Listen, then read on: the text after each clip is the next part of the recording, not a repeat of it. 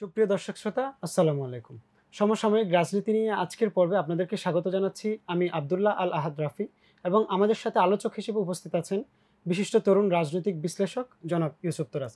স্যারকে আমরা আজকে আমাদের আলোচনায় স্বাগত জানাচ্ছি। প্রিয় দর্শক, আজকে আমরা আলোচনা করব মায়ানমারের আরাকানে তাদের বিদ্রোহীদের সাথে সেনাবাহিনীর যে যুদ্ধ এবং সেই যুদ্ধের কারণে মিয়ানমারের আঞ্চলিক যে রাজনীতি, সেই রাজনীতির কেমন পরিবর্তন এবং এটার কারণে বঙ্গোপসাগরীয় এলাকায় বিশ্বের সুপার পাওয়ারগুলোর রাজনীতি, ভূরাজনীতি কেমন হবে, সেই বিষয় নিয়ে আমরা আজকে আলোচনা করতে যাচ্ছি। শুরু করা যাক আমাদের আলোচনা। স্যার স্যার আপনার কাছ থেকে জানতে চাচ্ছি আজকে যে আমাদের আরাকান যুদ্ধ এবং আরাকান যুদ্ধের আসলে প্রেক্ষাপটটা কোন দিকে যাচ্ছে, সেই বিষয় নিয়ে যদি আমাদেরকে একটু খোলাসা করে বলতেন। জি, জি।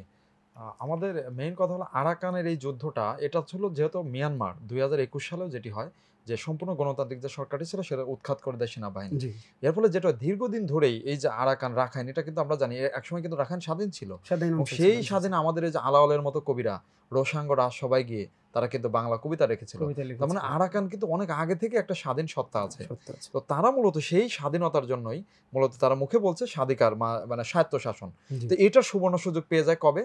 কারণ দীর্ঘদিন ধরে তারা চাচ্ছিল, কিন্তু যখন মিয়ানমার সেনাবাহিনী নিজে কেন্দ্রে ক্ষমতা দখল করার কারণে মিয়ানমারের নতুন গণতান্ত্রিক একটা সরকার হয়, তারা নিজেরা একটা গেরিলা বাহিনী গঠন করে, যেটা হলো পিডিএফ, পিপলস ডিফেন্স ফোর্স। তারা যখন পাল্টাভাবে যুদ্ধ করতেছে, তো তখন এই যুদ্ধের কারণে মিয়ানমার সেনাবাহিনী আর কেন্দ্রের দিকেই তারা যুদ্ধে মগ্ন। আর বাইরের যে এই যে কেন্দ্রের আশেপাশে যারা আঞ্চলিকভাবে বিভিন্ন বিদ্রোহীরা ছিল বর্ডার এরিয়াতে, এই বর্ডারের মধ্যে যেরকম আরাকান একটি বর্ডার, শান প্রদেশ একটি বর্ডার, এরকম ভাবে কাচিন একটি বর্ডার, হ্যাঁ, থাইল্যান্ডে কারেন বর্ডার, এইরকম আগে থেকে স্বায়ত্তশাসন চাইতো। তো এই স্বায়ত্তশাসনের জন্য মূলত তারা যে লড়াই করছিল, এই লড়াই ব্যাপক অগ্রগতি তারা করে ফেলে এবং তারা অনেকটাই, এখন আমরা জানি মিয়ানমারে কিন্তু আরাকান প্রদেশের প্রায় বলা চলে 50%-এর মতো তারা প্রায় দখল করেই ফেলেছে। তো এটা বোঝাচ্ছে যে এটা তাদের এক ধরনের স্বাধিকার বা স্বাধীনতা আন্দোলন, এটা অন্যতম। আর এইটার সুযোগ বৃদ্ধি পেয়ে গেল কিভাবে? কারণ মিয়ানমারের যে মূলত মনে রাখতে হবে, মিয়ানমার কিন্তু বামার জাতি, এই জাতিটা মূলত সবচেয়ে সংখ্যাগরিষ্ঠ, যেটা হলো কেন্দ্রে, আর সেনাবাহিনী মূলত বামারদের দ্বারা।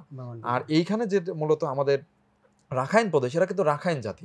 রাখাইন আর বামার মনে হতে পারে একই রকম চেহারা, একই রকম, কিন্তু জাতিগত ভিন্নতা আছে। যেরকম আমরা বলি চাকমার মারমা দেখতে একরকম, কিন্তু জাতিগত ভিন্নতা আছে। তার মানে এটাই বোঝাচ্ছি এখন তারা একটা স্বাধীনতা বা স্বাধিকারের দ্বার প্রান্তে আছে।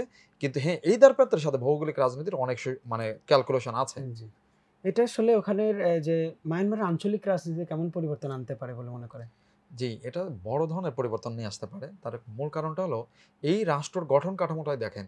১৯৪৮ সালে গঠনের পর থেকে ১৯৬২ সাল থেকে শুরু হলো ভয়ানক এই সামরিক শাসন, জান্তা সরকার। এই জান্তা সরকার প্রথমেই আঘাত করলো রোহিঙ্গাদেরকে, এবং রোহিঙ্গাদেরকে ১৯৭৮ সালে অপারেশন নাগামিন করে তাদের যখন হত্যা করে বাংলাদেশে পাঠিয়ে দিল। কিন্তু বঙ্গবন্ধু জিয়াউর রহমান সরকার তখন চীনের সাথে নেগোসিয়েশন করে তাদের ২ লাখকেই ফেরত পাঠিয়ে দিল। কিন্তু আবার ১৯৮২ সালে এদেরকে নাগরিকত্ব থেকে বঞ্চিত করলো কে? ওই সরকার। তারপর আবার ১৯৯০ সালে তারা অপারেশন করে আবার বাংলাদেশে পাঠায়। পরবর্তীতে বেগম খালেদা জিয়া সরকার আবার চীনের মাধ্যমে তারা আবার ফেরত পাঠায়। কিন্তু পরবর্তীতে যখন আওয়ামী লীগ সরকার এসে ভারত দিকে ঘেঁষে পড়ে, তখন কিন্তু আর অপারেশন এমনভাবে চালিয়েছে, তখন আর চীনকে বলেও লাভ হয় না। তার কারণ আওয়ামী লীগ অলরেডি ভারতের কলেজা বসেছিল। স্যার, আরেকটি বিষয় হচ্ছে, এখানে আমরা জানি চীন, মায়ানমারের পাশে হচ্ছে চীন, তারপরে ভারত আছে পাশে, এবং মার্কিন যুক্তরাষ্ট্রের একটা এখানে ইন্টারেস্ট আমরা দেখতে পাই। সেই ইন্টারেস্টগুলো আসলে এখানে সুপার পাওয়ারগুলো এত এটা নিয়ে মগ্ন কেন, বা এটা নিয়ে কেন তারা চাচ্ছে যে এখানে একটা পরিবর্তন আসুক?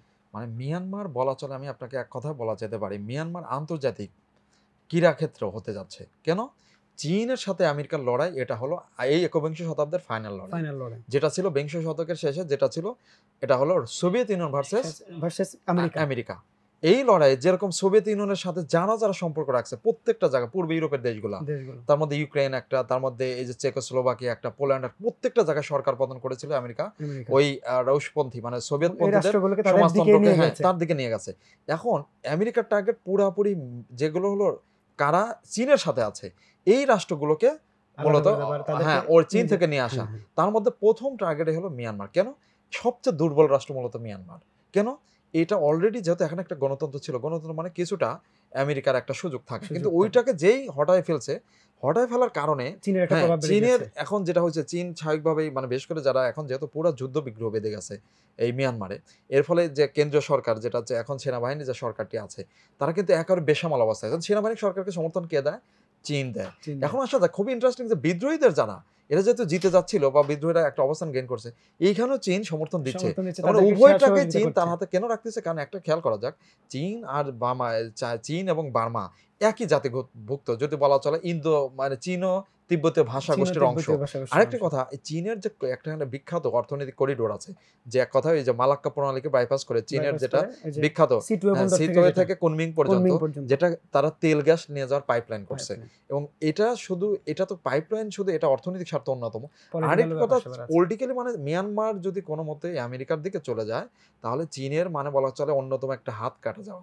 কারণ চীনের সাথে মিয়ানমারের বর্ডার আছে। ওইদিকে মালাক্কা প্রণালীতে হ্যাঁ, মার্কিন যুক্তরাষ্ট্র মালাক্কা প্রভাব প্রণালী, কখনো সিঙ্গাপুরে তাদের অবস্থান আছে। অবস্থান আছে। তো এখানে মূলত আমেরিকা যেটা দিয়ে এন্ট্রি করতে চাচ্ছে সেটা আরাকান দিয়েই। কেন? আরাকান অনেকটা গেইনের দিকে চলে গেছে, অলরেডি বেকায়দায় ফেলে দিছে এই সেনাবাহিনীকে। এখন আমেরিকা বেশি করে চাচ্ছে তাকে একে সাহায্য করতে, কিন্তু সাহায্য বিদ্রোহী করার গোষ্ঠীকে। জন্য তার আশেপাশে কোনো ল্যান্ড নাই। বিশেষ করে এখানে বাংলাদেশে সে মূলত সাহায্য চায় সাহায্য যে এইখানে। কারণ বাংলাদেশ তো আমরা জানি আমাদের যে নিরপেক্ষ একটা নীতি আছে সব জায়গায়, কিন্তু এইখানে বাংলাদেশ সাহায্য করবে কি করবে না সেটা বাংলাদেশের সিদ্ধান্ত। জি। কিন্তু আরাকানকে সম্পূর্ণ যদি মুক্ত করে ফেলতে পারে, তাহলে মিয়ানমারের কিন্তু পা একটা কেটে গেল। আর মিয়ানমারের এক পা কাটা মানে এটা চীনের পায়ে একটা বড় আঘাত ধরনের করা। কারণ ক্ষতি। চীনের এইখান থেকেই তো যাবে। সিতোয় বন্দর তো কোথাকার রাজধানী, যেটা আকিয়াব ছিল এক সময়, হ্যাঁ, তাহলে এটা তো আরাকানেরই রাজধানী। রাজধানী। তবে এটা হাতছাড়া হয়ে যাওয়া মানে কিন্তু মায়ানমারের পুরাপুরি একটা অংশ মোটামুটি মায়ানমার আলাদা শেষ হয়ে হয়ে গেল। যাওয়া। আর এটাই মূলত আমেরিকার প্রাথমিক টার্গেট, যে প্রথম দিকেই সে এটি চায় যে আরাকানটাকে যদি একটাই করতে পারে। আরেকটা হলো ওই যে পিডিএফ যে গণতান্ত্রিক যে সরকারটি আছে, ওই সরকারকে ক্ষমতা আনতে সে চায়। মানে ফাইনাল যে যুদ্ধ কেন্দ্র চলছে, ওই যুদ্ধেও মূলত এই গণতান্ত্রিক সরকারকে মূলত সে যদি সাহায্য করে, তাহলে গণতান্ত্রিক সরকার কি হবে? তার প্রতি সহানুভূতিশীল হবে পরবর্তীতে ক্ষমতা আসলে, যাতে এইটা সে চীন থেকে কিছুটা, মানে চীন থেকে কিন্তু পুরোপুরি মিয়ানমার কখনোই দূরত্ব বজায় রাখতে পারবে না, কিন্তু তারপরে যেহেতু বোঝাচ্ছে border আছে। প্রভাবটা কমানো। কমন। স্যার আরেকটা বিষয়, এখানে আসলে ভারত কিভাবে গেম খেলতে চাচ্ছে এই জায়গাটা নিয়ে, যে মায়ানমারের যে সংঘাত সেটা নিয়ে ভারতের আবার সেভেন সিস্টার্স আছে, পার্শ্ববর্তী আবার আমাদের পার্বত্য চট্টগ্রাম আছে। এই যে আমরা এলাকা সবগুলোতে আমরা একটা সংঘাত দেখতে পাই, এটাকে আসলে কিভাবে আলাদা করব, নাকি আমরা এক সূত্রে গাঁথবো এগুলোকে? জি, এটার সাথে ব্যাপকভাবে সম্পর্ক আছে। এবং সবচেয়ে বড় কথা, এখানে ঘর বাঁচাইতে চাচ্ছে যেরকম মিয়ানমার তো নিজেই নিজের ঘরে নিজেই গন্ডগোল পাকাইছে। গন্ডগোল পেকে আছে। কিন্তু সে এখন ঘর বাঁচাইতে চাচ্ছে, কিন্তু বাঁচানো খুবই কঠিন।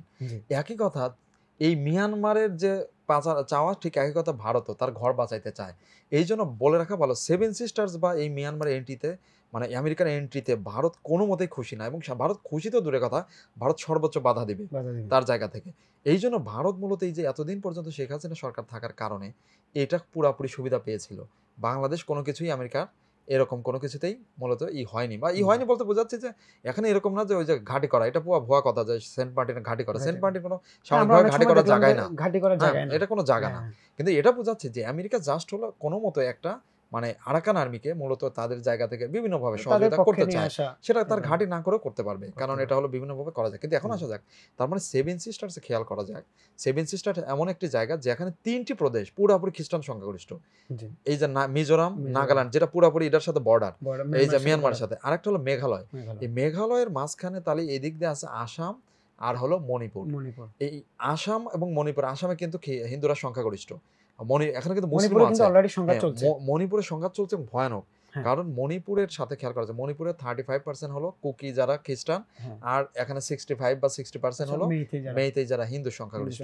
তো এই ক্ষেত্রে যেটা হচ্ছে, এই যে খ্রিস্টান যেটা হলো মিশনারিরা, এবং তারা কিন্তু আমেরিকা বার্মা অ্যাক্ট পাস করেছে, তার মানে হলো খ্রিস্টান মিশনারিদের প্যাট্রোনাইজ তারা করতেছে। তো এই কারণে যেটা আমেরিকা এখানে ধীর চলন নীতিতে আগাবে, বিশেষ করে ভারতকে এখন এসে ভেঙে দিতে চায় না। কিন্তু ভারতের ভিতরে যে আমেরিকার প্রভাব আছে, ভারত যাতে কোনোদিন আমেরিকার হাতের মানে আড়গা না হয়ে যায়, সেটা টাইট করার জন্য সে আগে থেকেই সেভেন সিস্টার্স এরকম জায়গায়, এই যে বিভিন্ন উপজাতি জাতি আছে, যদি এদের মধ্যে জাতিগত বিভেদ আছে, খ্রিস্টান হলে যে তারা এক তা না, কিন্তু তারপর এই যে ধর্মীয়গত একটা সংহতি, এটা হওয়ার কারণে ভারত সবসময় আতঙ্কে ভোগ করছে। কেন? কারণ অপর সাইডে একটা বৌদ্ধ ধর্মাবলম্বী অরুণাচল, সেখানে কিন্তু চীন বারবার বলতেছে এই আমি কিন্তু নেবো এটা। কারণ কি? সে মনে করে এটা তিব্বত। তারপরে একদিকে চীন, একদিকে যদি আরাকানের এইখানে যদি স্বাধীন হয়ে যায়, তার মানে এদিক দিয়ে ঢুকে পড়তেছে কে? আমেরিকা। তাই আমেরিকা যদি মিয়ানমারের এই প্রদেশগুলোকে স্বাধীন করে দেয়, মানে স্বাধীন মানে একটা যদি আরাকান হয়, তারপরেই কিন্তু এখানে থাকবে চীন প্রদেশ, যেটা কাচিন প্রদেশ, চীন প্রদেশ এবং শান প্রদেশ, এইগুলোও কিন্তু স্বায়ত্তশাসন ভোগ করতেছে অলরেডি তারা যদি। এবং এর মধ্যে এরা খ্রিস্টান সংখ্যাগরিষ্ঠ দুটি প্রদেশ, শান প্রদেশ এবং কাচিন প্রদেশ। তার মানে এরা খ্রিস্টান সংখ্যাগরিষ্ঠ যেই স্বাধীনতার দিকে যাবে, তার মানে পাশের মিজোরাম নাগাল্যান্ডকে নিয়েই তো যাবে। তার মানে তখন তো ভারত বিপদে পড়বে। তাহলে সার্বিকভাবে এই জন্য বলবো ভারত কোনো মতেই চায় না যে মিয়ানমার ভাঙুক, কারণ মিয়ানমার ভাঙলে পরের ভাঙনটা হবে ভারতে। আর আমরা একটা বিষয় দেখতে পেয়েছি যে জাতিগত একটা সংহতিও দেখা গিয়েছে। মণিপুরের সংঘাত হচ্ছে নাগাল্যান্ডের নাগা জনগোষ্ঠী ওদের নাগা জনগোষ্ঠীকে সহযোগিতা করছে, জি, জি, মণিপুরের যারা আছে। জি, জি। স্যার, এখানে আসলে আমাদের ভূরাজনৈতিক যে ব্যাপারগুলো ঘটছে সেখানে বাংলাদেশের ইউনূস সরকারের ভূমিকাটা আসলে কেমন হতে পারে? জি, যেহেতু এটি হলো অন্তর্বর্তী এবং একসাথে বিপ্লবী সরকার এবং ইউনূস সরকার প্রথমবারের মতো এটা আন্তর্জাতিক গ্রহণযোগ্যতা আমেরিকা সহ সব জায়গায় আমরা দেখতে পাচ্ছি তার গ্রহণযোগ্যতা প্রশ্নাতীত এবং তিনি নিজেই তার ব্যক্তিত্ব তার বড় প্রমাণ। আর বাংলাদেশ দীর্ঘদিন যেহেতু একটা ফ্যাসিবাদী একটা শাসনের মধ্যে দিয়ে একটা সবার গেছে জন বিশাল আকাঙ্ক্ষার একটা বিপ্লবী সময়। সরকার জি, হয়েছে, জি, তো জি। বিপ্লবী সরকারকে স্বাভাবিকভাবে ওয়েলকাম করার কথা।